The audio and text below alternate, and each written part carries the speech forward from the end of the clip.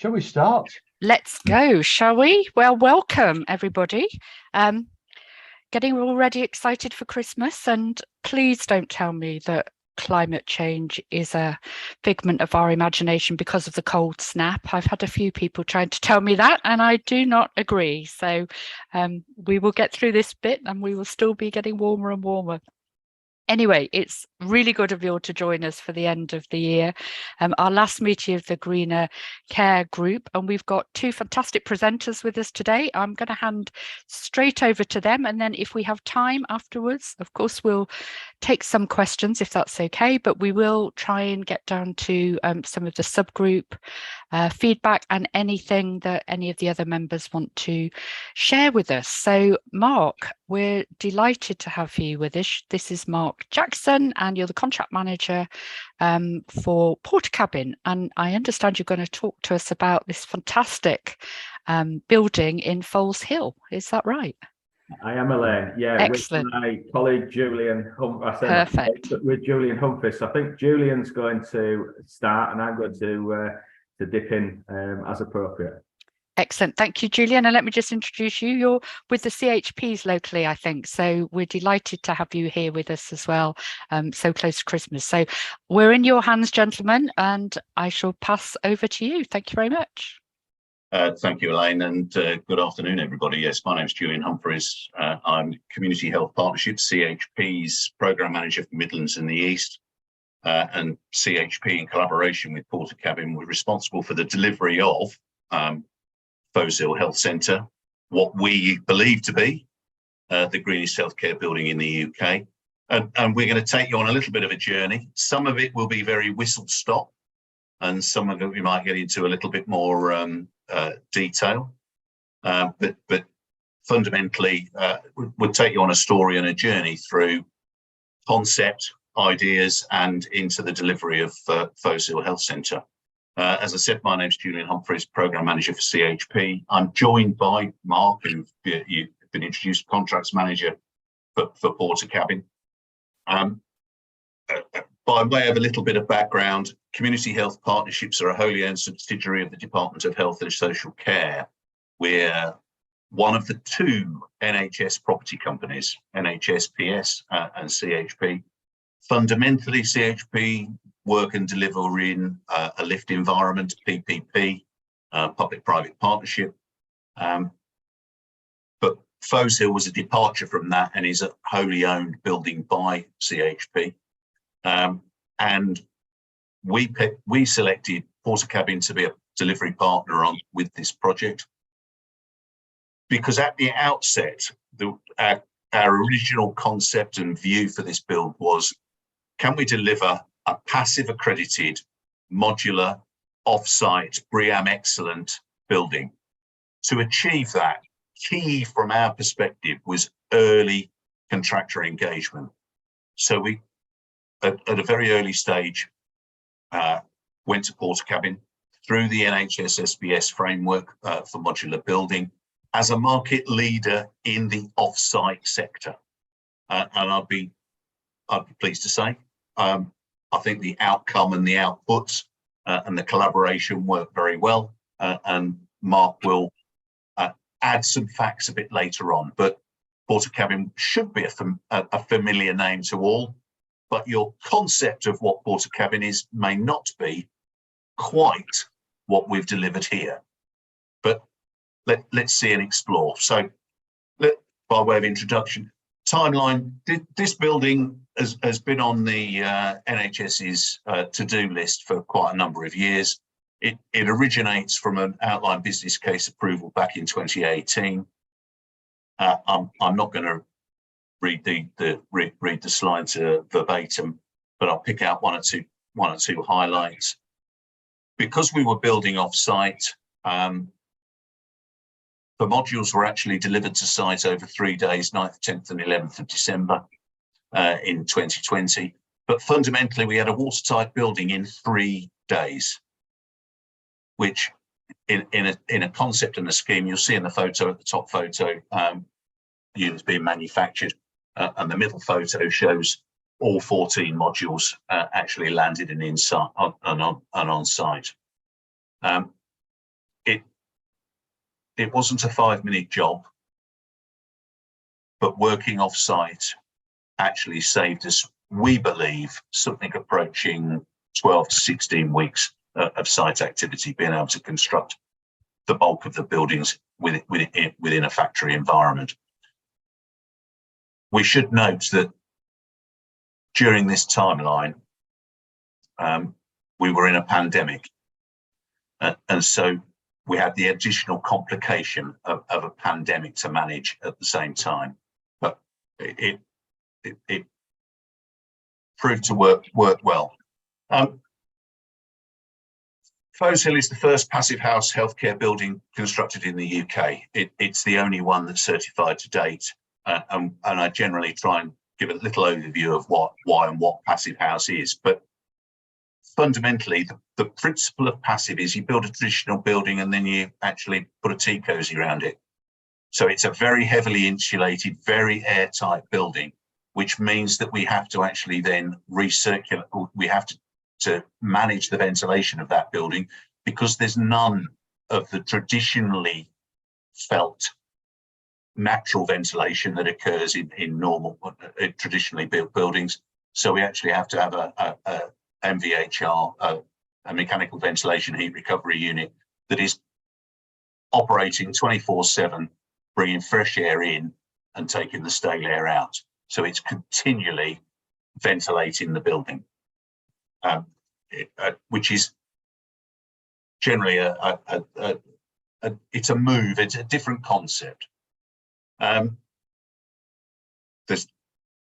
sure the presentation can be shared and people will be able to read it in more detail, but fundamentally annual heating demand 15 kilowatt hours a square metre is very low, and the heating load, the air leakage, building regulations is 10, and we're achieving 0.6, and Mark will do a little bit more of on the air changes and the air leakage and air tightness a little bit later. But fundamentally what we're trying to generate here is a very low energy using, very heavily insulated building that's energy consumption is significantly lower than a traditional build. The history to the site, a couple of little pictures you can see on there. The one on the bottom left, that was the existing site. It was a former swimming pool.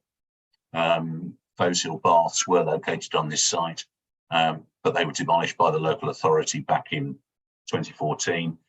And the facility is replacing the Portakabins that you can see in the bottom right-hand picture, a temporary health centre on the back of a pub car park. From an overall size point of view, Foleshill Health Centre, it's not a huge building, 619 square metres, 10,000 patient list practice, 5 consulting rooms, 2 treatment rooms, and fundamentally ground floor patient access, first floor, which is the right-hand side of the slide, staff only spaces, meeting rooms, breakout spaces, and offices for practice managers.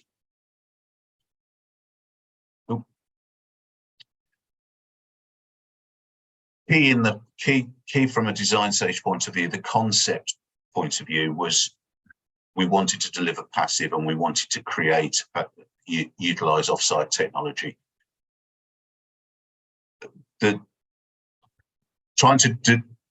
Creating a traditional build and actually then going to an offsite solution generally can be done, but doesn't work. So we set out from the outset, passive accredited, BREEAM accredited, in the use of offsite technologies. There are some tensions between passive and IHSCM guidance, but generally we managed to work through those, working closely with Portakabin and the design team and the tier 1 suppliers to ensure that we'd actually got everybody all on the same page. And we undertook several workshops in York at the early stages for early contractor involvement to actually deliver a passive accredited building. Because of its first, nobody had any experience of aligning IHSCM's building regulations, offsite technology. So we broke several new bits of new ground. couple of points I'll pick up from the design stage. Recirculating hot water is a standard tactic and approach in acute and primary care. In Foleshill, there is no recirculating hot water, so we're not heating water we never use. So we're actually saving energy. Everything is delivered by electric point of use water heaters. Critical to me in this is the several bullet points at the end: early contractor involvement, a fully collaborative and integrated project team with no barriers. Just because we work for different organisations doesn't mean that we don't have the same aim and objective for the delivery of this project. And there are no fossil fuels on this site. There's no gas. Construction stage. This is probably more in Mark's territory, and I think the next slide picks up the air test. There's warming Mark up, but very confined site. Modular helped. Using a modular and an off-site solution, we had a known quantity, we had a known envelope. The design was fixed. We also ended up with a fixed base cost for cost modelling purposes. It helped that using an off-site and passive joined up some dots and made life simpler, but not that simple. And as I alluded to right at the introduction, we were in the middle of COVID. We started outside COVID, but COVID hit us just as we were coming through the final design stages. We'll move on, and I'll hand over to Mark to talk through the air test and milestone events. Yeah, thanks, Julian. Afternoon all. Mark Jackson, contracts manager for Portakabin. So my role was the overall responsibility for the safe and compliant delivery of the projects to the programme. My thoughts this morning or this afternoon were to focus on the Passivhaus construction phase of the project and how we controlled and delivered this to ensure compliance. Passivhaus design was already completed and validated during the pre-construction phase.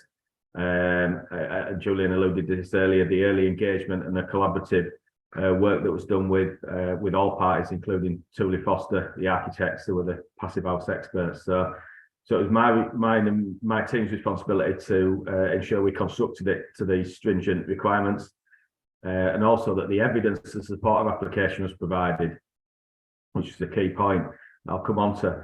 Initially it was about identifying key supply chain subcontractors with a track record of delivering Passivhaus projects. So we went through exercise interviewing those and getting the correct contractors on board, namely cladders and ground workers. And then also a very key point on this is ensuring that we had a full-time quality manager on the project. So yeah, it was absolutely essential that we had that role, a competent person in that role, full-time on the project. So he would check delivery of every material against the specification and keeping records of that and evidencing that for provision at the end of the project. Ensuring that each product was installed as per manufacturer's guidelines, and producing quality documentation such as what we call inspection and test plans, with relevant hold points for inspections and sign off. So by that I mean that I'll come on to it in a minute about when we did the air test, but keeping quality documentation, sign off at pertinent points of the project was key to the overall outcome, and provision of the evidence to Passivhaus and BREEAM assessor at the end of the project. I think for Portakabin, the biggest challenge was and risk was the air tightness of the building. So Julian alluded to this earlier, that the building regulation requirement is a figure of 10. Typically, Portakabin buildings achieve around between about 2 and 5, but Passivhaus required it to be down at 0.6. So the lower the figure, the better, to put that in some kind of perspective. So building reg was 10, Passivhaus was 0.6. So that's something that we'd never achieved previously. So whilst we had the design in place, we needed to fully wrap the building with proven products to achieve that requirement. So there's a couple of photos on the slide that just sort of show some of the build-up processes there. So the one on the left-hand side with the yellow membrane on, that was over the insulation in the ground floor. And the one to the right with the Tyvek on it was the building when it was the walls when they were wrapped. And then the third one is when we were putting the finishes on prior to render and the like. So what we decided to do was undertake 3 air tests on the project at sort of pertinent stages. So the first one around 15th of March, once we'd fully wrapped the building, so that was the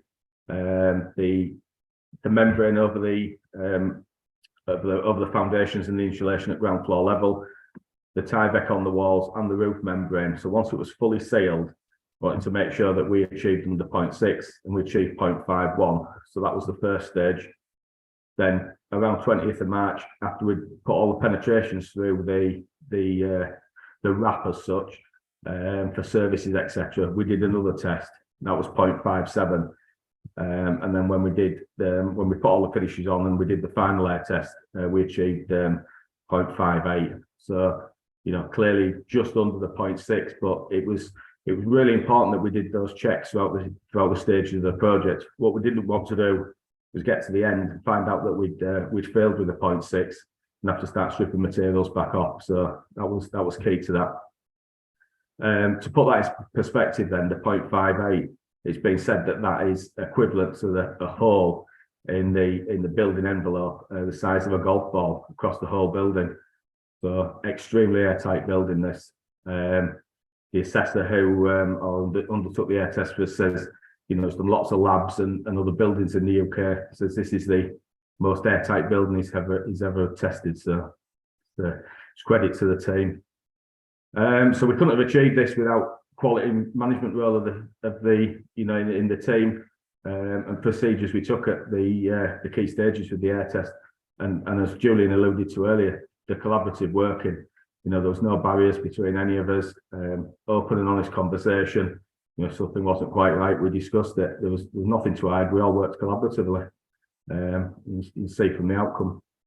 So, yeah, back over to you, Julian. Okay, thank you, Mark. I'd echo the quality management side of this is a critical aspect, and ensuring that you've got all stages documented robustly to be able to get the formal accreditation. So from a lessons learned point of view, that step taken very early on in the conversations with the project team has ultimately paid dividends. Moving on slightly, part of the business case, we had to demonstrate the whole life value and costs of the building, and what was the operation cost, capital cost, renewal cost. And fundamentally, our modelling suggested that the initial capital cost would be about 16% higher than a traditional build. But over the life of the build, because of the reduced energy costs and the energy use in the building, it would ultimately be better value by the time we get to year 40. What I should point out is when we did the whole life cost, energy inflation wasn't quite the thing that we're seeing at the moment. So we incorporated a 1% energy inflation cost within the original business case model, in discussion with NHS England and NHSCM at the time, and that's what we built the model on. We're currently doing an update, and I'm expecting the data very shortly. It says September 22, it's been slightly delayed, but the actual whole life, the gap that you'll see on the right-hand side will actually get wider. And the dark blue line is the traditional, and the passive is the pale blue line. So higher capital cost in the first instance at the start, but over the life of the building, a reduced overall cost to the system. We're expecting this break point, which is currently at about year 20, to actually move somewhere down to year 10, somewhere between 10 and 15, because of the increased energy inflation that we're all seeing today. From an energy performance point of view, you won't be able to read the graph fully, but fundamentally on the far left-hand side, typical CIBSE benchmarked NHS Health Centre, 250 over 250 kilowatt hours a square metre. Foleshill is around 42 kilowatt hours a square metre. And if you multiply your kilowatt unit rate through, you'll see that the saving and the potential saving for an energy efficient building is enormous. And I've got a little, hopefully I've got a little slide later on that it'll expand on that. Energy performance wise, Foleshill is A rated. It's a 12, top graph on the right hand side. Net zero is 0 in an EPC perspective. We scored 12. An equivalent comparison health centre completed in January 2019, B rated at 42. Achieving 12 was a good outcome.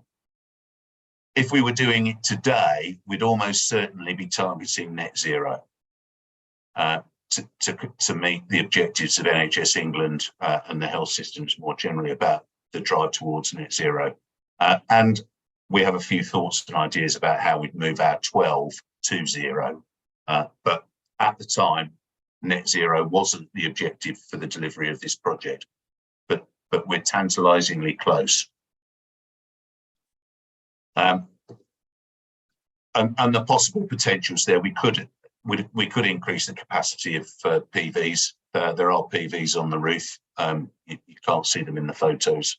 There may be a rooftop photo shortly, but we've only covered a third of the roof with PVs. You could increase the PV, but then we've got to think about storage of that and battery technology and maintenance and ongoing operational costs associated with that. But it wouldn't be too difficult a challenge to increase the PV capacity. We did an embodied carbon study, and yes, we've still got steel and concrete within this building. And so there is still a significant carbon footprint from an embodied construction point of view. And there are scenarios and opportunities to look at recycled steel or PVA, blast furnace slag, cement replacements within the concrete, which would reduce the footprint, but wouldn't eliminate it in its entirety. But we have undertaken a further study to look at what scenarios and options there might be within the actual fabric of the building to reduce its embodied carbon footprint even further. One of the key objectives from the outcomes from the business case was to actually monitor the performance of the building in use. And so we have a 3-year post-occupancy monitoring study in hand. We have something approaching over 100 sensors within the building, measuring a whole host of environmental and other criteria to ensure that we actually are measuring we measure the performance of the building, and I'll share shortly some of the outputs of that, so you'll be able to see what that looks like. And we do submit quarterly reports over to NHS England and the integrated care boards. As part of the process, we also undertook DQIs. This was an NHS England requirement, and we ran through DQIs. And any of the audience that have experience with use of DQIs, scoring 5 is good. I mean, it's almost exceptional. But consistently through the stage 3, stage 4, and now the post-occupation, we have done the result that the presentation was produced prior to that. We have a significant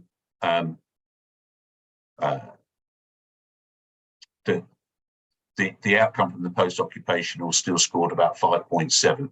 So it was slightly below where we were at pre-occupation, but still well over 5. And then from a performance in use, just a few highlights. We are measuring all of those activities: temperature, humidity, light, water temperatures. But energy use is probably the most fundamental. At a design stage, their target consumption for this building was 26,000 kilowatt hours. And it actually consumes slightly over what our target was. typically, if you look at a sort of 4-bed house, or you get the Ofgem data, 30,000 kilowatt hours is a fairly average consumption for a 3-4 bed semi-detached house. As a comparator, we have another health facility at Longford in Coventry, and its consumption is 194 kilowatt hours a square metre. So you'll see that it's probably nearly 42 to 194. It's not a third, it's a quarter of. So it's a significant energy saver. And as part of the overall monitoring and performance in use, we can monitor temperature by day, by week, by year, by use of space, by office, offices, meeting rooms, clinical spaces, and this is all live, and I can actually see it. I can go online and check how many people are actually in the space at this moment in time. I don't that often, I have to say. But it's a key part of trying to optimise the estate to ensure that we can actually performance monitor the estate so that we can see how these things work. And it's fairly simple technology, just Wi-Fi sensors over a wireless LAN that then generates some very interesting pictures and statistics for us. So if we were to look at July this year, it was reasonably warm. And actually the building was performing exactly as designed. You'll see the red zone sort of 2/3 of the way across around the 19th of July, 20th of July, when outside temperatures were reaching circa 40 degrees. Our internal building temperature was still performing predominantly as designed. Very heavily insulated building, therefore it was keeping it cool and it was keeping the heat out. Key design principle. And this, we've got a whole range of graphs and pictures and statistics that we can demonstrate how the building is actually performed. And this is just an overall summary of energy consumption during between July and May. And you can see that even overnight, we were still consuming 5,500 kilowatt hours. And one of the challenges that this data tells us is, well, was everything running? Why is everything still running overnight? What could we actually isolate? What could we actually switch off? And I've got a challenge to actually investigate why the tail radiators are still consuming an enormous amount of electricity overnight and at weekends. And so from a data and a performance point of view, we get the opportunity to actually look at this live online, not just wait for the bill to come in. We can actually react as the building performs. And this is one of the issues that was identified through a reporting mechanism. We could see that the heating and cooling were competing with each other. So we knew that we'd got an issue, so that the engineers went in and we had to actually adjust set points. So what came on and what turned off to ensure that we hadn't got competing challenges and were consuming more energy than we actually needed to. Ooh, got that. But we're coming to the end. Some of our key issues and lessons. A lot of this we've already embraced. Putting a team in place, trusting that team, making sure that there's transparency within the team and the delivery of the project objectives. Several people, I've done this presentation on a number of occasions, and I often get asked, why accredit? Why not just use the principles? And I fundamentally believe that seeking the accreditation ensures that we actually deliver to the overall goal and objectives of an energy efficient building. Use of offsite also, I believe, is key, and that the lessons learned of delivering it in a factory environment and an offsite using offsite technologies helped the actual delivery of the building. And both Mark and I have mentioned already the early contractor involvement and working collaboratively with the supply chains, the design teams was key. And to deliver the passive, as Mark has said, the quality assurance, the quality control and the quality management, absolutely critical to actually deliver the airtight performance that's required. Has it all been sweetness and light? Was it all perfect? Well, no. We have had one or two temperature issues and heating issues that we've had to go in and address. As the slide earlier showed, we had a competing heating and cooling system. And so we actually had to make some adjustments to the design parameters and set points within the plant. But what it also does is it generates a raft of data, a raft of information that I don't have the time to actually explore in great detail. So we've brought a data analyst in to actually explore and look at what the data is actually telling us. And there's some interesting facts and figures and stories coming out of that at this moment in time, which will inform when we do the next one, because hopefully we will be. So, would I repeat this? And my answer to everybody is in an absolute heartbeat. The direction of travel to actually for a passive approach and accreditation to passive without a doubt. Yes, I think we can drive some value down and we can look at different ways of solving it so that the capital cost isn't higher in the first instance. But on the basis that this was a bespoke build and the first one of its type, a slightly increased capital cost probably is to be expected. What it helps us to do is also inform energy performance and performance targets for buildings going forward. And would I set more challenging performance targets going forward? Mark mustn't listen, but yes, I probably would. But from an energy performance point of view, it is demonstrating quite radically that we are saving huge amounts of energy and reducing our carbon footprint of this particular health centre. To such a point that the last bullet point on there is I'm currently trying to explore a retrofit option for equivalent health centres, for an adjacent health centre in Coventry. And we'll see how that reports during 23-24. So,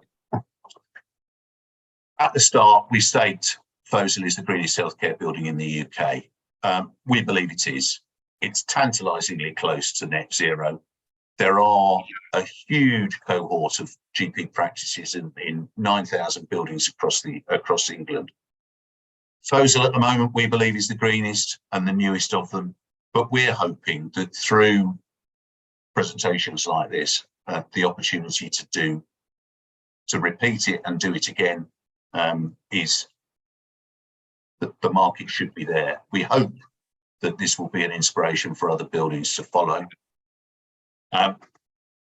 Foleshill has won one or two awards, both national and regional, but I won't dwell on those. But I'm not submitting anything for anything. Not submitting any more just at the moment.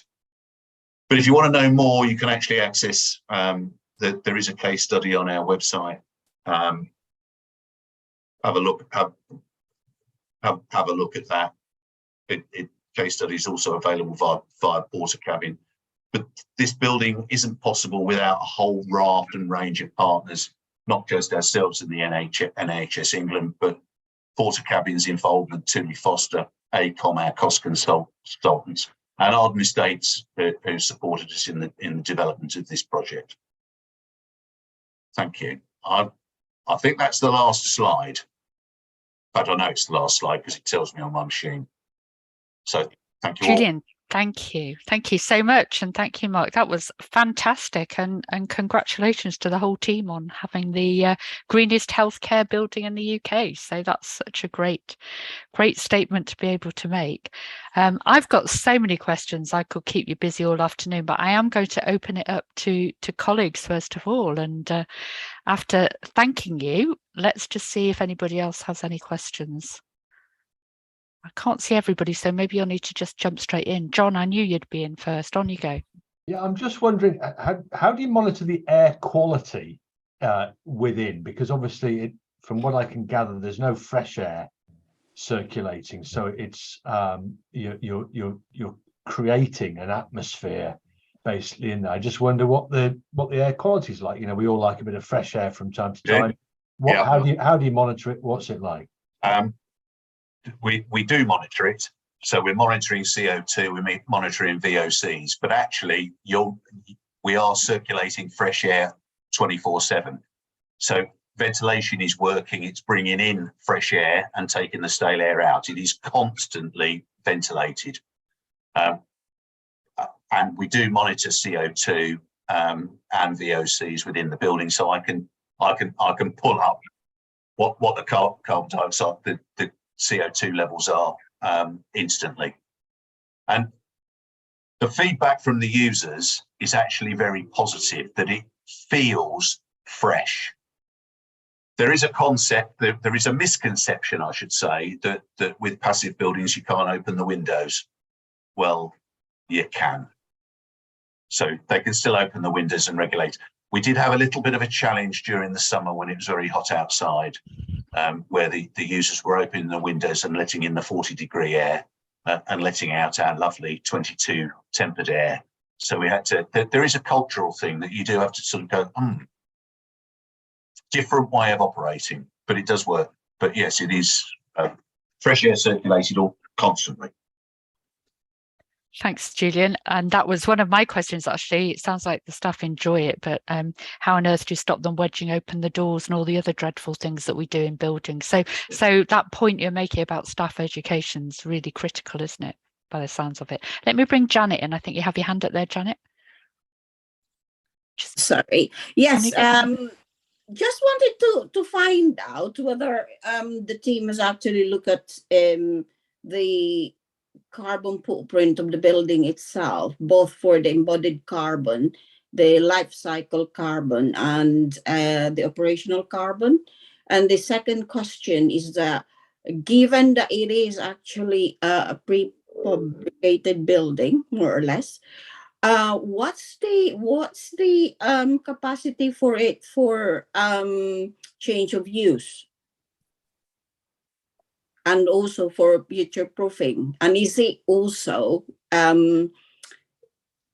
resilient to climate change impact? Very, very, very points. We've undertaken a full carbon footprint assessment, and I have got that. And I can probably share that. But the embodied carbon within the build, because we've got steel and concrete, yes, it's reasonably high. From an operational use and replacement point of view, it's actually quite low from an energy point of view. But I do have that data. I can maybe look out a summary and share that with the organisers at a later date. From a reuse and a recycling point of view and a change of use point of view, this is a modular build. So theoretically, we could expand it, we could change it.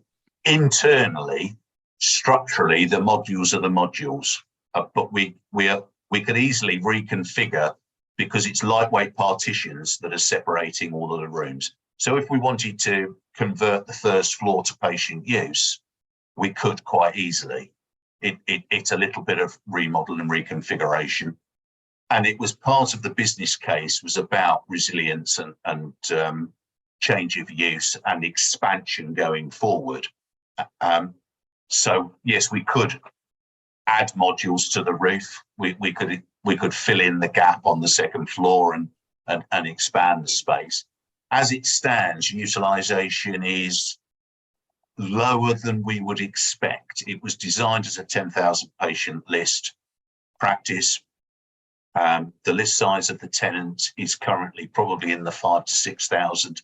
So it's evolving and growing, but that was always the intent within the business case, that it wouldn't be full at year one. It would be full by about year 4. Thanks, Julian. I have a couple of questions. I can't see any other hands up just at the minute. Mine will be much easier than Janet's. She'll be glad to know. Mark, just tell me, has Portakabin, I see this is a collaboration with healthcare. Have you built a passive house for any other sector, or was this your first foray into the passive house world? Yeah, this was the first one, Elaine. Was it? Right. Wow. First one we've done. Yeah. We've priced a couple in the past Uh-huh. and not been successful, but this is the first one that we've won and delivered. Yeah.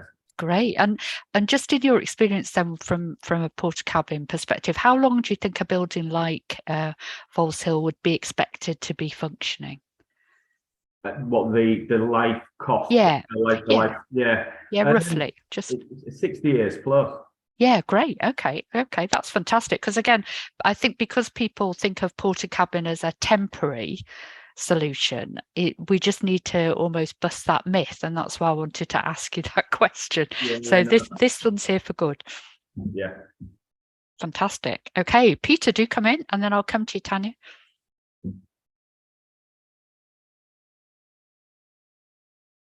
Nearly there. Go on, press it again, Peter, and you're off mute. That's you. On you go. Very good. Yes, it's sort of half clicked. I've been talking to Portakabin a bit about a temporary structure on a site in north of Birmingham, but we are going on to build what we're calling a welfare centre, which include meeting rooms and that, but it's not NHS. Right. It's now a trust in a former George Cadbury Park in North Birmingham. Is this something that could be translated into that sector?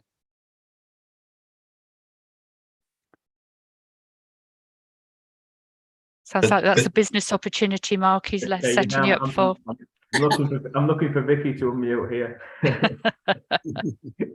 I didn't know whether you want me to or not. Hi everyone. So I'm the public sector lead for Portakabin. Hi there. I look after the healthcare sector. So yeah, absolutely. I'd love to be able to speak to you a little bit more about it actually. But we work with a lot of the NHS trusts, specifically looking at hospitals as well as obviously other GP surgeries as well, for hired buildings as well as permanent design and build. So yeah, anything from non-clinical, like you said, waiting, office space, waiting areas, all the way up to clinical operating theatres, critical care units, that type of thing we can offer. So great. Okay. At the moment, as a citizen representative on the Integrated Care Partnership Board. Okay, we'll connect you separately then, Peter, to pick that up if we can. Julian, I have one really pressing question that I can see because of the environment that we're in and the healthcare's drive towards net zero, what some of the drivers were for the initiative. But can you tell me explicitly what pushed you down this passive house route, and how did you persuade the people with the money that this was the right thing to do? The reason I'm asking that is because it's such a compelling case. We want to know what those tips are for our groups to persuade others. Yeah, the compelling case, there is a bit of history. Right. Clearly, the outline business case of Foleshill was 2017, 2018. Mm-hmm. Back in 2016, CHP undertook a desktop review of its existing portfolio. We've built 350 healthcare buildings in England over the last 10 or 15 years, generally all traditionally built. But we explored as a pilot a desktop study as to what would the benefits of passive be. It was an interest area for the business at that point in time. I didn't work with CHP at the time, but the outcome of that said the capital cost of building to passive would be slightly higher, but the life cycle, whole life cost for the build would be beneficial, i.e. you'd save money over the life of the building. Right. Now, having done that desktop, everybody went, well, great, we've got a desktop study that says maybe. That time we were working through with delivery partners and Coventry and Warwickshire CCG at the time, how can Foleshill be delivered? And we were looking at a 3PD, third-party development, private sector collaboration, and nobody could get the money to stack up. So CHP's executives at the time raised the question with NHS England and the Department of Health and said, why don't we use our money to fund a pilot passive approach? Right. And that's how it got. And we had to go through quite a journey with NHS England and the department on how, why, where and what. But it was viewed to be of a scale. Total budget for the build, 3 and a bit million. Great. And I can happily report that we actually delivered it slightly under budget. I shouldn't tell Portakabin that, but that's how it worked. Great. Sorry, Julian, I was going to say, and as you alluded to, the calculations now with the energy cost and the return on investment would be quite different, wouldn't they? So, it's significantly different. Fundamentally, unit rate cost, energy unit kilowatt hour cost for Foleshill is 59p. Wow. The business case was based on 13p. Gosh. So 13p to 60p. Yeah. It's a simple equation. Yeah. Overall, in a year, 60 grand saving. Fantastic. Okay, you heard it first here. So let me bring in Tanya. You had a question, Tanya. Might just be on mute, Tanya, just before you go any further. There we go. That's you. Can you hear me now? Perfect. Sorry, guys. Just a couple of quick ones. One was, are we allowed? Would you be able to send me an audio copy of this? I have to look to Jade. I'm sure we are recording it, so Jade's doing thumbs up, so that's a yes. and the second one was aimed a bit because I'm involved in something pretty radical at the moment in the housing sector. Okay. Have you guys done much work with social housing? Looking at me personally, not. No. Okay. So there's a new opportunity there for Portakabin. Victoria, you might be extending your portfolio. You never know. Okay. You know what, it's not an area that we are currently looking at, and it's not in our next 5-year, 10-year strategy. So we have trialed a house. We do have it in our manufacturing facility in York to see if we could be competitive in the marketplace. But we've realised actually it's not really an area that we maybe want to focus on as a business at this present moment in time. Is it modular construction? What they call what you're doing? Yes, that's right. Yeah, modular construction. I think there is a market there. Trust me. There absolutely is, and some of the other modular suppliers have got arms, residential arms that they are looking at, so like Ilka Homes and people like that. So yeah, there's definitely areas in the market, but it's just not something that Portakabin is. That's cool. At this present moment in time. No, I completely agree. Fantastic. Thank you. Well, if there are no other questions from any colleagues, I shall thank both Mark and Julian then for presenting today. We're delighted to hear it here, and really good luck on your greenest healthcare building. We want to maybe capture some of this as you already have as a case study so that we can inspire others. So we may be coming back to you to talk to you about it, if that's all right. Might be coming through you, Vicky, who knows, but we'll try and capture this so that others can see it. So thank you very much.